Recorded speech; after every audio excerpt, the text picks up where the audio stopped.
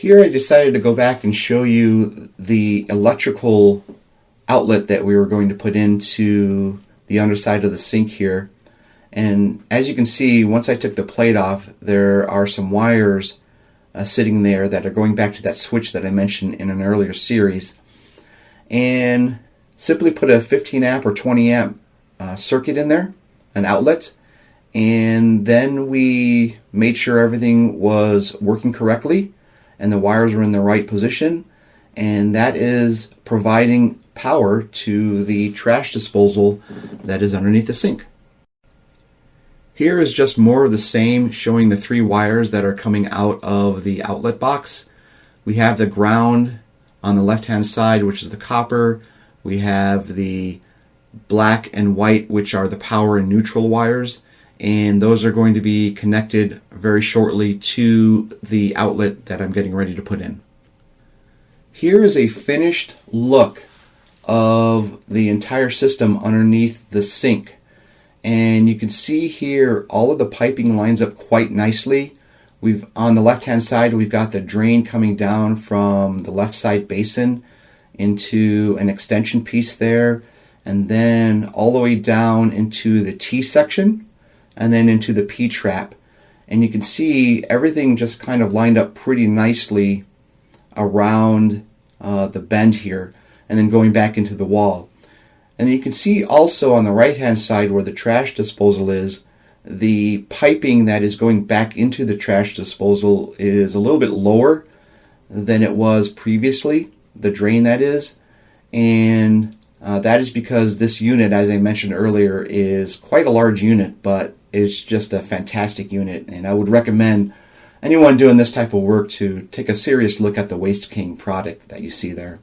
And then, of course, we've got the power going into the outlet right behind that horizontal piping there, and it works just fine.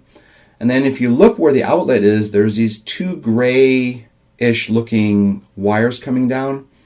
That is, or it's not wires, it's piping actually, but what those are is the faucet on the sink has a detachable sprayer on it.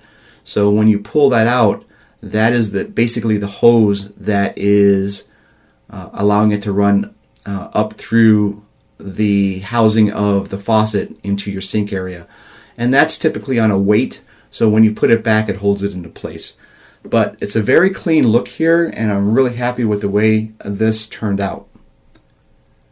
Here's an overall view of the sink, and then all of the pieces that I put underneath the sink to get it to work. And you can see here that sink looks absolutely beautiful. It's got the cutting board option that you can just put on top of the sink there. That slides left and right, along with a drying tray that you can put on either side when you're washing your dishes. You can just put them up there. We actually use both of these features, and it just works really nice. And then you can see kind of the one piece faucet that we have there, and then along with the dish soap dispenser that you see on the right hand side. But it just looks absolutely beautiful sitting there. And we're going to show you some before and after pictures here to give you a real sense of what it looks like. Here's a before picture, just like you saw at the beginning of the project. The black with the water stains on it that just is not very appealing. This one also has that single faucet that you see there, and that's been kind of a theme throughout the house. We've got a couple of other sinks that have that also, and then of course the dispenser there.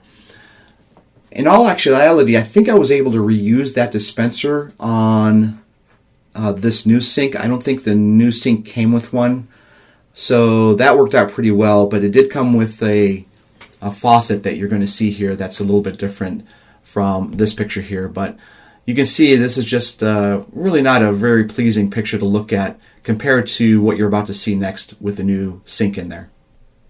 Here you can see the finished sink in place here, and the new faucet that we have sitting there, and it looks absolutely beautiful. You also get a better view of the chopping board that kind of sits on the inside there, flush with the top of the sink, and then the tray drying top piece that you see there on the right hand side.